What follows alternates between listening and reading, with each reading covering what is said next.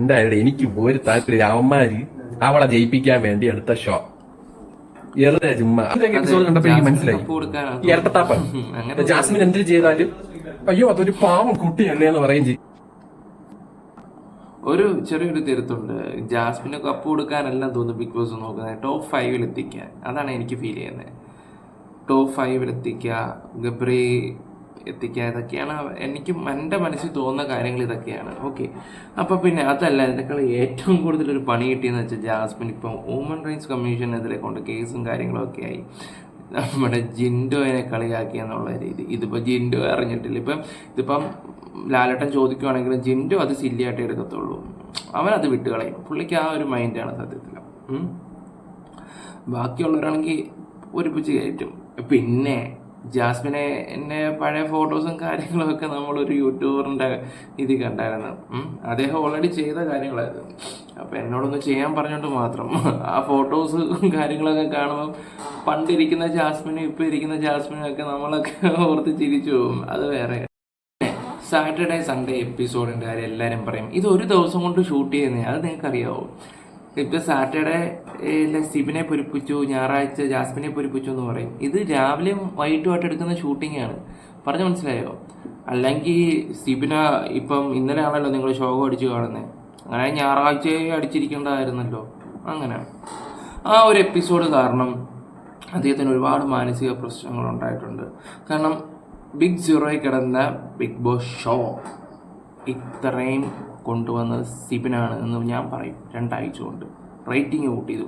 അദ്ദേഹം വന്ന് ആറാടുകയായിരുന്നു. ഞാൻ വെച്ച് വെറും പാഴാന്ന് വിചാരിച്ചു. പക്ഷെ 1 മാൻ ഷോ തന്നെ ആയിരുന്നു.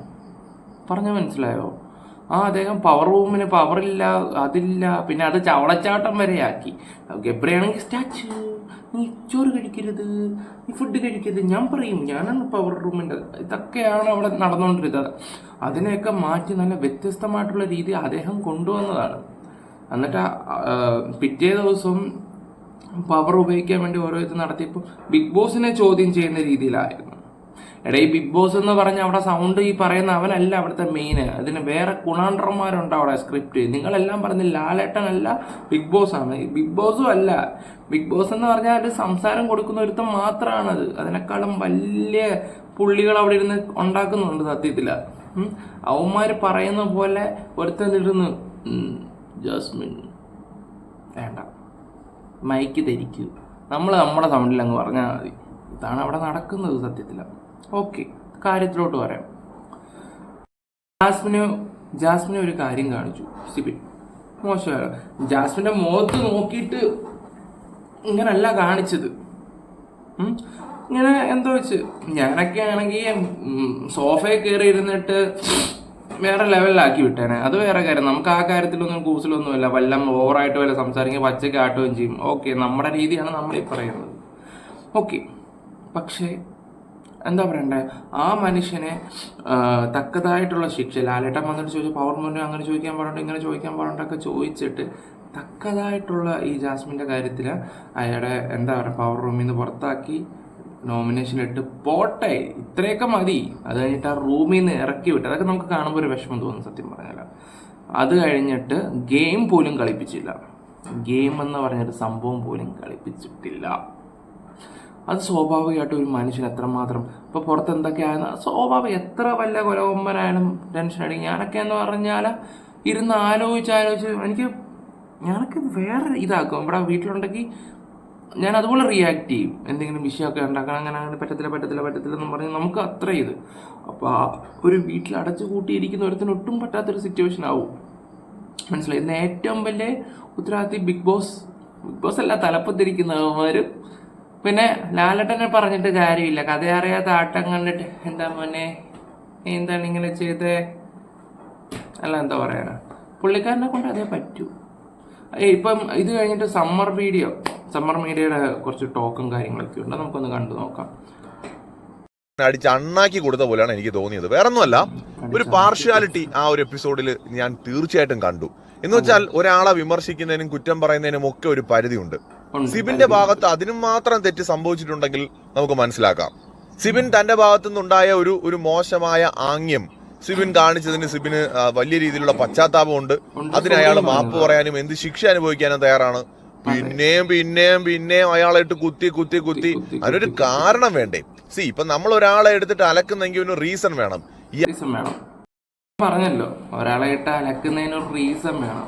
ഇതിപ്പോ ശിവൻ തന്നെ വലിയ കോൺഫിഡൻസോടെ കാണിക്കുകയൊക്കെ ചെയ്യുമ്പോൾ ബിഗ് ബോസ് ജാസ്മിനെ സപ്പോർട്ട് ആക്കാൻ വേണ്ടി ഇവനെ ഒന്ന് തളർത്താൻ വേണ്ടി ചെറുതായിട്ട് നോക്കിയതാ. പക്ഷെ ഇയാളോ ഒടുക്കത്തെ ആറ്റിറ്റ്യൂഡ് എന്ന് വെച്ചാൽ മാനസിക ബുദ്ധിമുട്ടുണ്ട്. പക്ഷെ ബിഗ് ബോസ് ഇന്നലെ സത്യത്തിൽ വെള്ളം കുടിച്ചു, നല്ല രീതിയിൽ കുടിച്ചു. ഈ നാശം പിടിച്ചവനെ കൊണ്ട് ഇപ്പം ഇതുപോലെ രണ്ടുപേരും കൂടെ ചേർന്ന ഈ ഷോ തന്നെ ഇല്ലാണ്ടായി പോവല്ലോ. പറയാൻ മനസ്സിലായോ? നമുക്ക് ബാക്കിയും കൂടെ പറയുന്ന കേൾക്കാവേ. ഉപയോഗിക്കൂ. കഴിഞ്ഞ ഒരാഴ്ച മുമ്പ് വരെ പവർ ഉപയോഗിക്കുന്നില്ല, നിങ്ങൾക്ക് അറിയില്ല എന്നായിരുന്നു. അറിയാവുന്നവർ വന്ന് അത് ഉപയോഗിച്ചപ്പോഴേ നിങ്ങൾ എന്തിനു ഉപയോഗിച്ചെന്നായി ചോദ്യം. അമ്മാതിരി ഇരട്ടത്താപ്പ് ഊളത്തരമാണ് സത്യം പറയാൻ നമ്മൾ കണ്ടത്. ബിഗ് ബോസിന് അയാളെ വേണ്ടാന്നുണ്ടെങ്കിൽ പിന്നെ അയാൾ എങ്ങനെ അവിടെ നിൽക്കും? അയാൾ ആ ഷോ സക്സസ് ആവുന്നതിന് വേണ്ടിയിട്ട് കൂടെ അല്ലേ അവിടെ ഗെയിം കളിക്കുന്നത്? ആ ഒരു മര്യാദയെങ്കിലും ആളെടുത്ത് കാണിക്കണ്ടേ?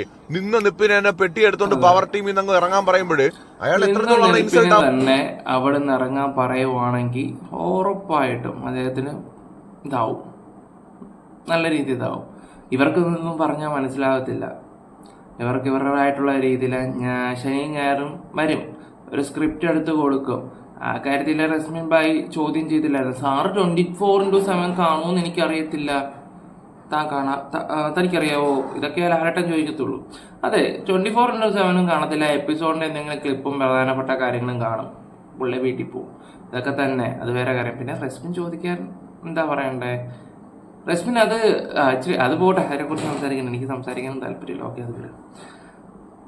അപ്പം നിങ്ങൾക്ക് കാര്യങ്ങളൊക്കെ അത്യാവശ്യം മനസ്സിലായല്ലോ. പിന്നെ ഇന്നലെ ഒരു ഗെയിം നടത്തിയില്ലേ? ഗബ്രിയെ ജയിപ്പിക്കാൻ വേണ്ടിയല്ലായിരുന്നു സത്യത്തെ ഗെയിം തന്നെ. ഗബ്രി അത്യാവശ്യം നല്ല നോളജും കാര്യങ്ങളൊക്കെ ഉള്ളതാണ്. അവന് സ്ക്രിപ്റ്റൊക്കെ ഒരു 10 അരമണിക്കൂർ കൊണ്ടൊക്കെ ബൈഹാർട്ടാണ്. എനിക്കൊരു കാര്യം പറഞ്ഞാൽ പെട്ടെന്ന് മനസ്സിലാവും എന്ന് പറയുന്ന ഗബ്രിക്കുള്ളൊരു ഇതായിരുന്നു. ജിൻഡോ നന്ദന പാവിട്ട കോടാലി സംസാരം മാത്രമേ ഉള്ളൂ, അല്ലാതെ മറ്റുള്ള കഴിവുകളൊന്നുമില്ല. പിന്നെ ഇച്ചിരി കൂടെ ബെറ്റർ അഭിഷേക് ജയദീപാണ്.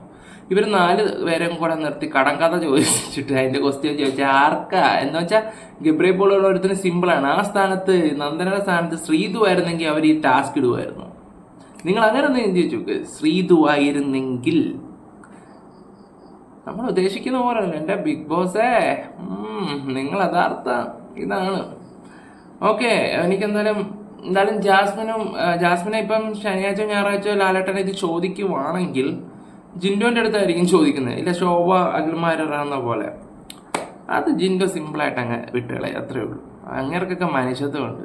അവരൊക്കെ പറയുന്ന ഗെയിമേഴ്സ്, എല്ലാവരും പറയുന്നത് അവരൊക്കെ ഗെയിമറാണ്, നല്ല ഗെയിം. ജാസ്മിനെ പിള്ളേരൊക്കെ ഇവിടെ നിന്ന് പോകണം ഒക്കെയാണ് ഇവർ പറയുന്നത്. പിന്നെ ഇന്നലെ ജാസ്മിൻ ചെന്നിട്ട് സിബിൻ്റെ അടുത്ത് ചെന്നിട്ട് സംസാരിക്കുകയൊക്കെ, അയ്യോ ഞാൻ കാരണമാണോ എന്നൊക്കെ പറയും. ഇവിടെ നിങ്ങളാരും എൻ്റെ എതിരാളിയല്ല, പക്ഷെ എനിക്കിവിടെ ശരിയല്ലെന്ന് തോന്നി, എനിക്കിവിടുന്ന് പോകണം. അവരാരും പേടിച്ചിട്ടില്ല കേട്ടോ. ബിഗ് ബോസ് കാണിച്ച തോന്നിവാസമെന്ന് ഞാൻ പറയുന്നില്ല, അതുക്കും വേൽ. Okay, by.